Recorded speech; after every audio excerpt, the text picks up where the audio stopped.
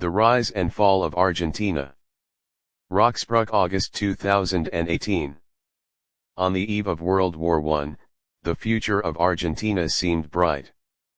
From the adoption of the Constitution in 1853 to the onset of World War I, Argentina underwent a period of economic exceptionalism known as the Belle Époque. By 1896, Argentina achieved per capita income parity with the United States and attained a considerably higher level of prosperity than France, Germany, Italy, and Spain. 2 Strong economic growth and institutional reforms positioned Argentina among the top 10 countries by 1913 in terms of per capita GDP. 3 Some scholars have called 19th century Buenos Aires Chicago on Rio de la Plata, given the historical similarities between both cities. 4 19th century Buenos Aires boasted the highest literacy rates in Latin America. 5 Unprecedented European immigration. 6 And rapid modernization of infrastructure. 7 It seems that Argentina briskly moved the lever of riches in less than half a century. 8 In 1913,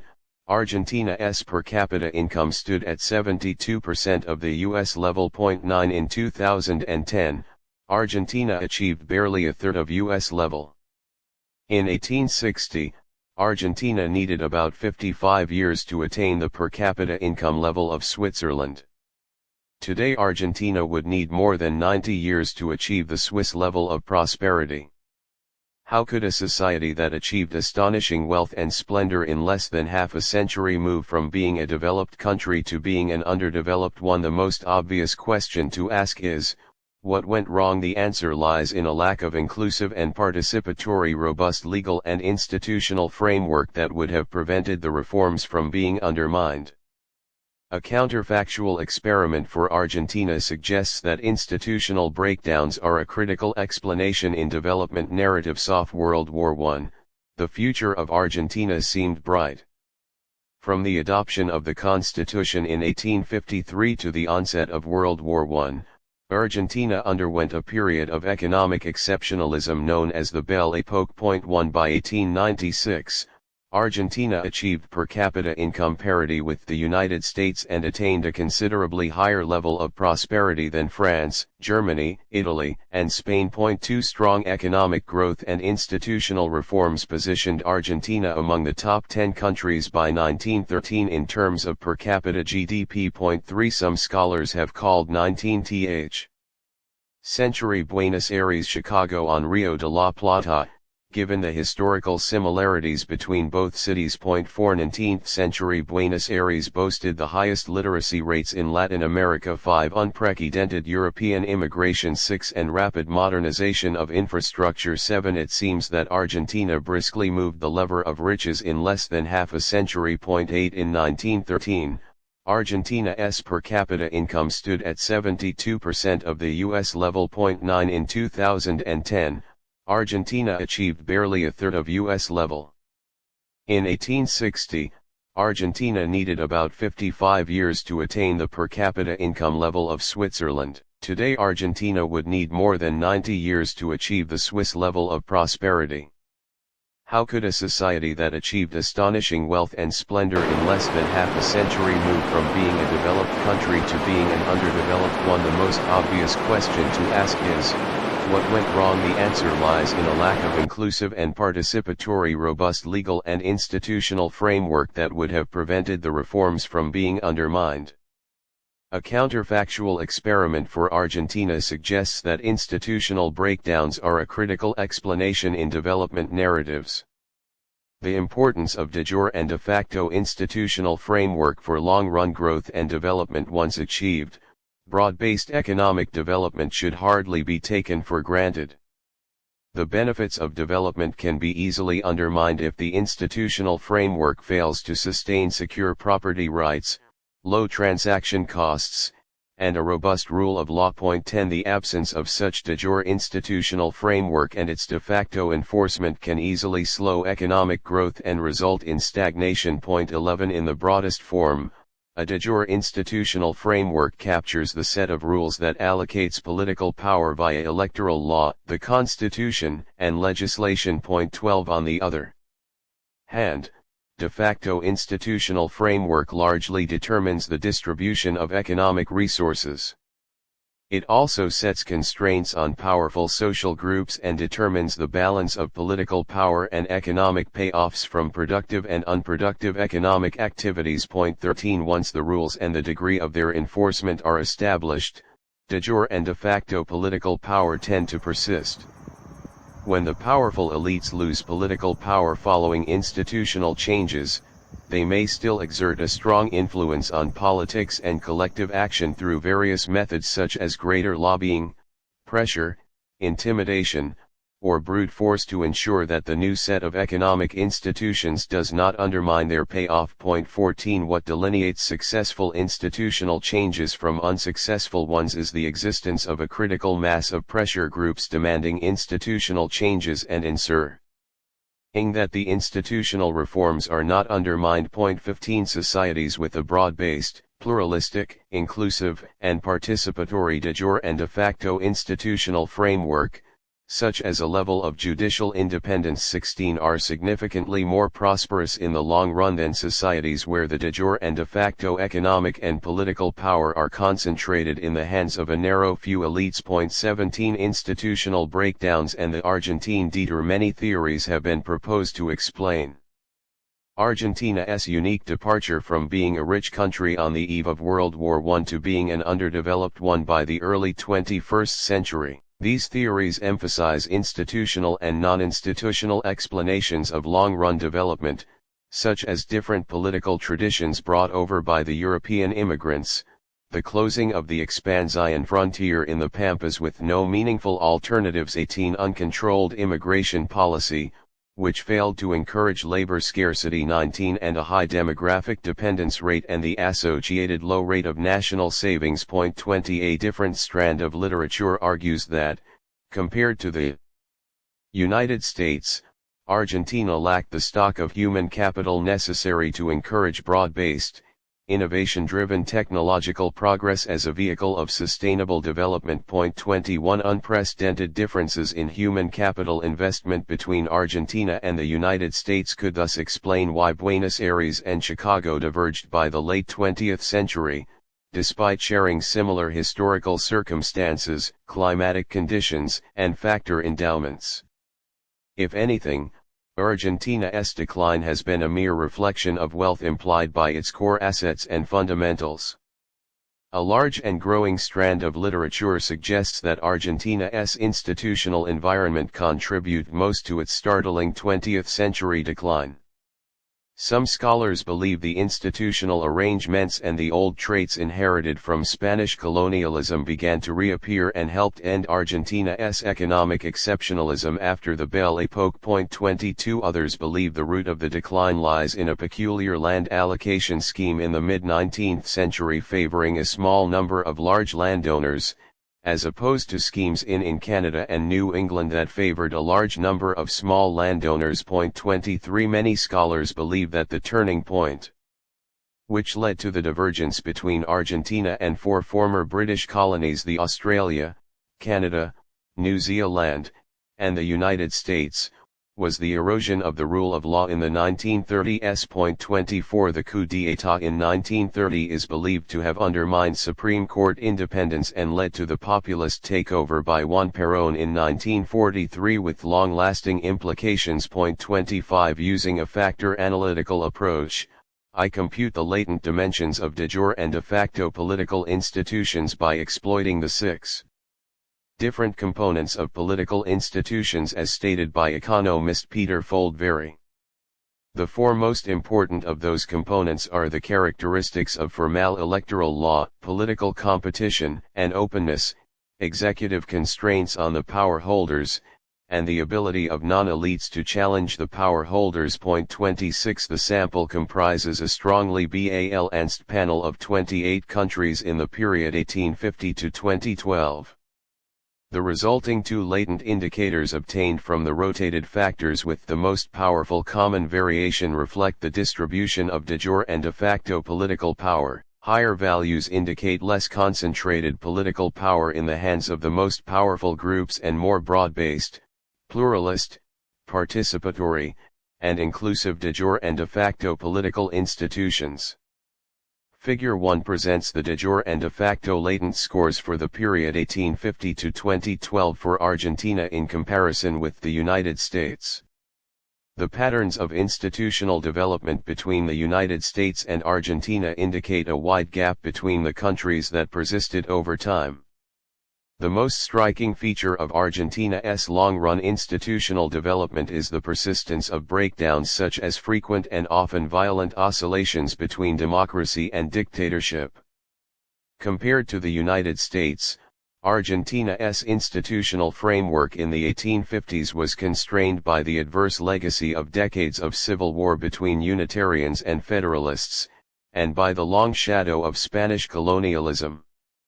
In a stark contrast to the United States, wealth and literacy restrictions on political participation inherited from the Spanish colonial period persisted much longer. 27 While literacy tests and other arbitrary voting qualifications nearly disappeared in New England and northern states by the late 19th century. 28 Argentina did not introduce secret and compulsory voting for the adult population until 1912.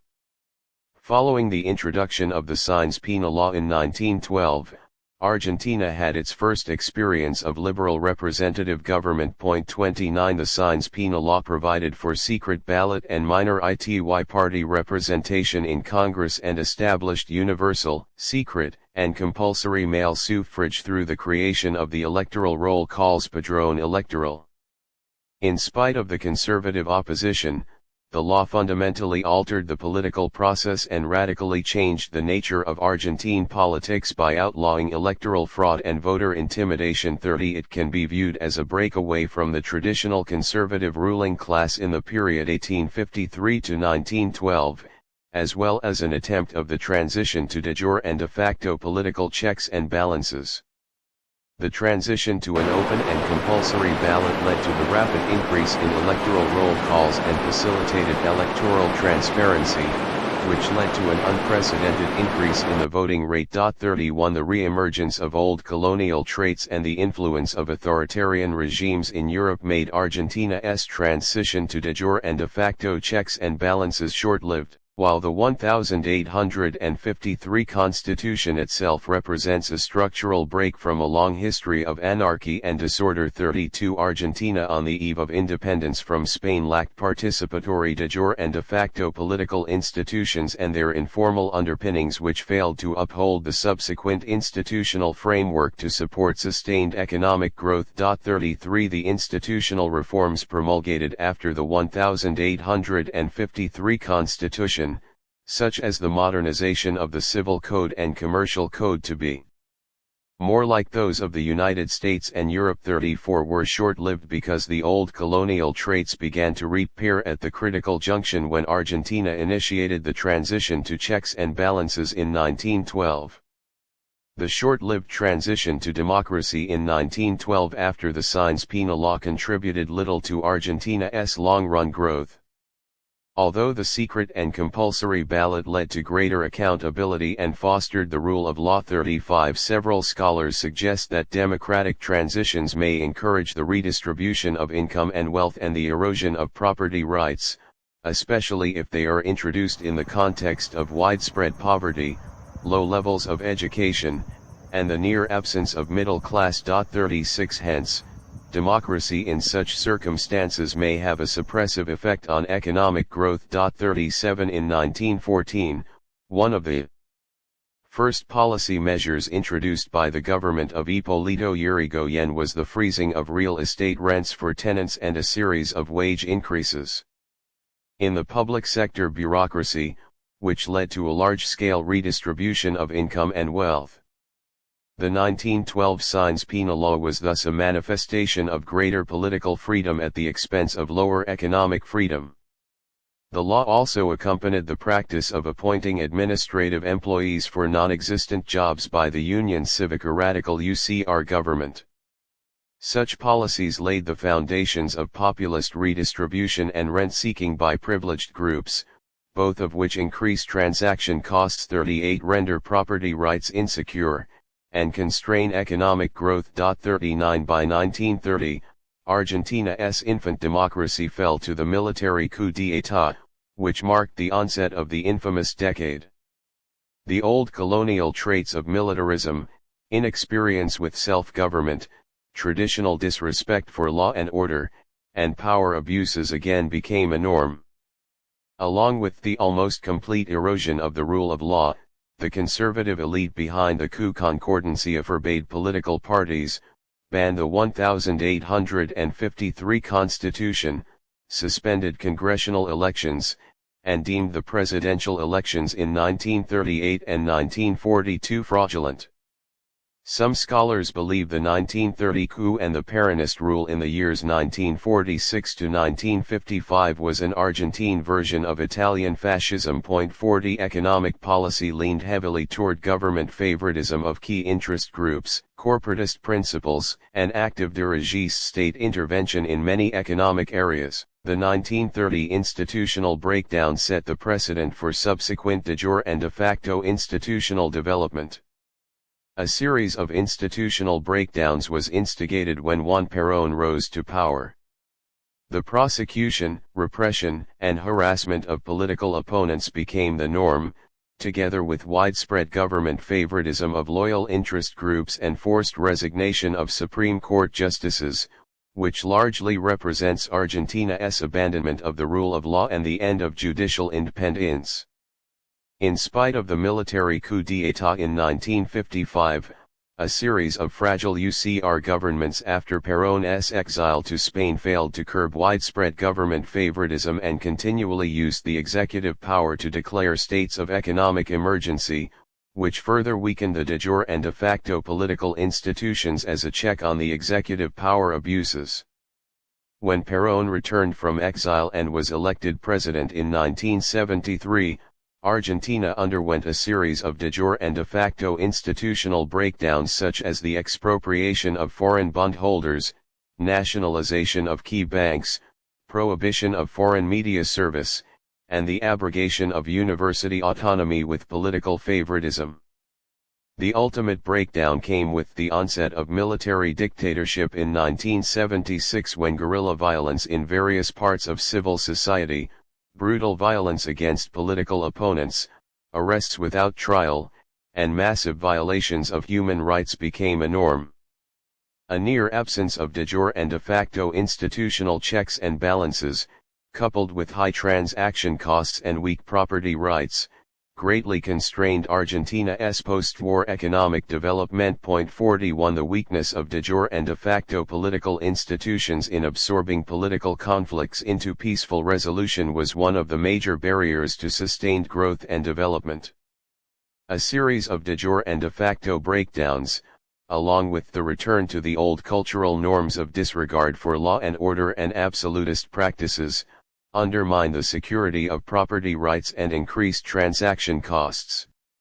Without a de jure and de facto institutional framework to support economic freedom, limited government, and the rule of law, investment rates plummeted. 42 Total counterfactual analysis. I deploy a structural model of long-run development to examine how much de jure and de facto political institutions contribute to long-run development. For a panel of 28 countries in the period 1850 to 2012, the effects of de jure and de facto political institutions on long-run development are both strong and robust across a number of specification checks and control variables.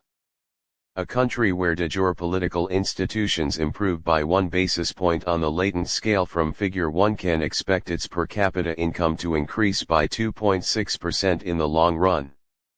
In a similar vein, a country where de facto political institutions improve by 1 basis point can expect its per capita income to increase by 2.2% in the long run. The beneficial effects of de jure and de facto political institutions are the most powerful counteracting mechanism against institutional breakdowns such as those that plagued Argentina in the 20th century.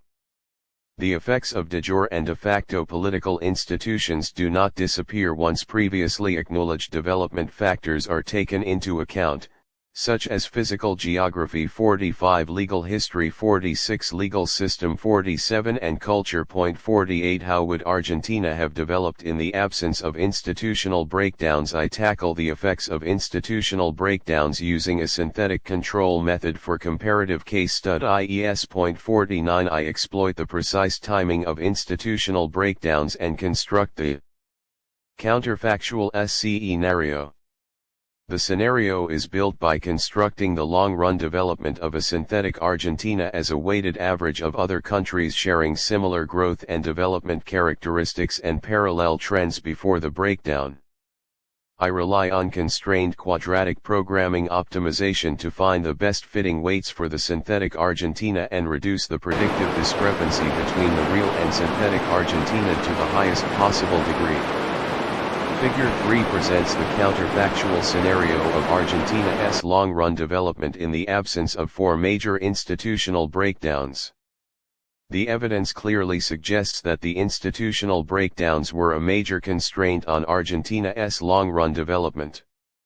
Surprisingly, the 1912 Sáenz penal law and the 1930 military coup d'état exhibit a similar counterfactual growth and development pattern, even though the former represented a transition to checks and balances while the latter embodied the demise of the rule of law.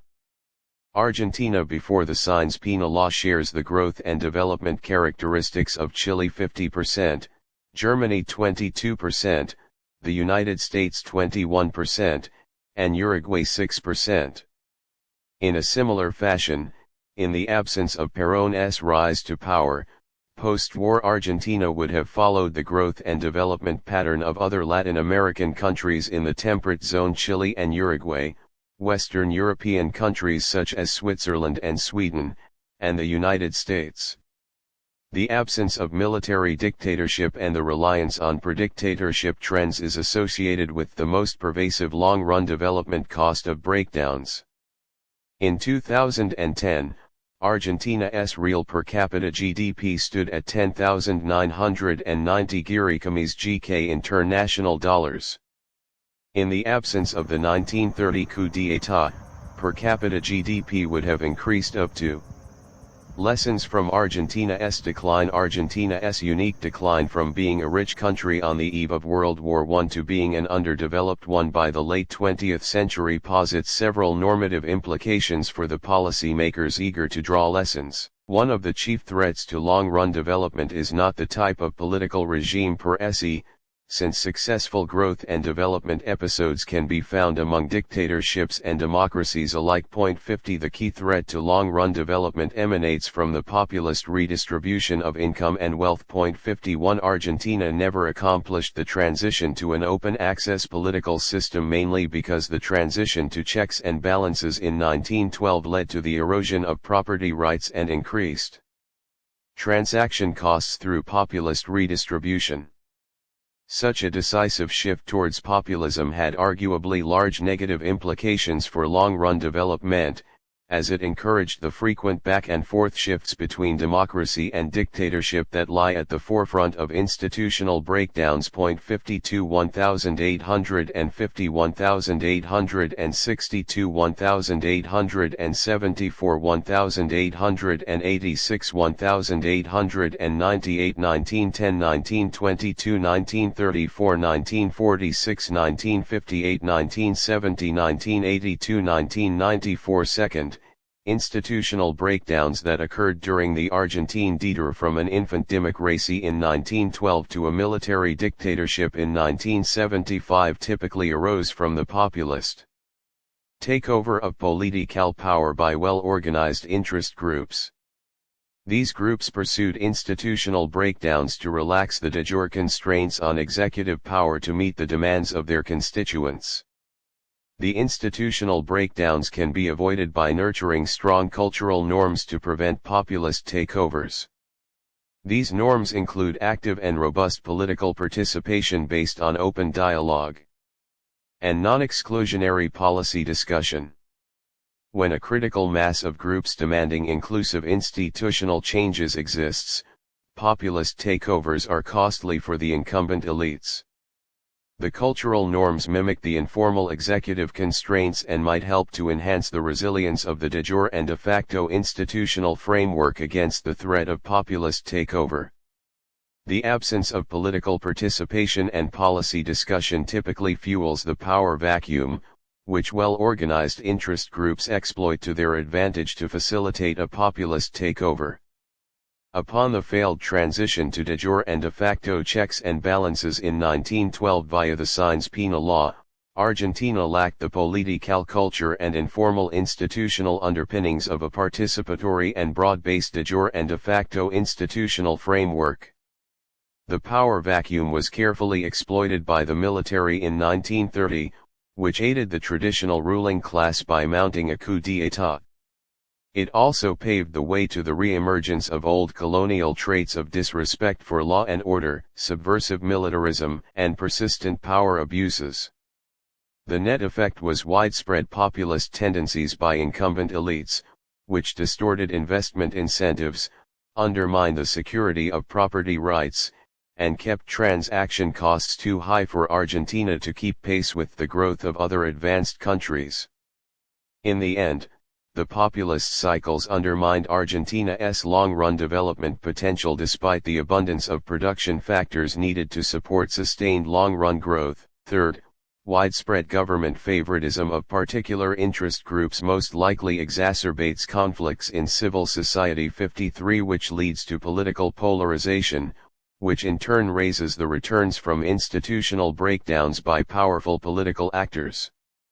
In Argentina, such government favoritism encouraged widespread rent-seeking instead of productive economic activity and laid the seeds of slow economic growth in the post-war era. When Juan Perón was deposed in a military coup in 1955, he secretly made a pact with the labor unions to make Argentina ungovernable in his absence. 54 which perpetuated the political instability and encouraged future breakdowns. The avoidance of government favoritism to provide a level playing field is the key to avoiding prolonged institutional breakdowns, which have high long-run growth and development costs. And fourth, Argentina's long-run decline could have been avoided if the transition to checks and balances had not been counteracted by large-scale populist redistribution. Such inefficient redistribution is more likely to occur in societies undergoing rapid economic growth, as the interest groups have higher stakes to demand. Providing broad-based access to political and economic opportunities to the non-elite groups on equal grounds is significantly less likely to avail the powerful interest groups who would take advantage of the institutional breakdowns. When the 1930 coup d'état was deemed void, the Supreme Court ignored the issue in spite of a series of constitutional violations. 55 Ensuring and preserving the independence of the Supreme Court from pressure by government and interest groups is perhaps one of the single most important institutional blueprints to tackle the negative effects of privileged interest groups' pressure for greater redistribution, and preserve the institutional foundations of sustained and inclusive growth and development. Acknowledgements. I sincerely thank Scott Eastman and Nita Gay for numerous helpful comments and constructive suggestions, and for encouragement to write a policy brief. I would also like to thank Nuno Garupa, Tobias Lobil, Mitja Kovac, and Ursula Spruk for the comments, insightful feedback, and suggestions. Any errors are entirely my own responsibility. About the author. Rok Spruk is an assistant professor of economics in the Department of Economics at the University of Ljubljana, Leibach. He received a PhD in quantitative economic history from Utrecht University in 2016 with the dissertation titled Institutions, Growth, and Long-Run Development Paths. His research interests include new institutional economics, economic growth and development, applied econometrics, and economic history. Please like, share and subscribe my channel. Thanks.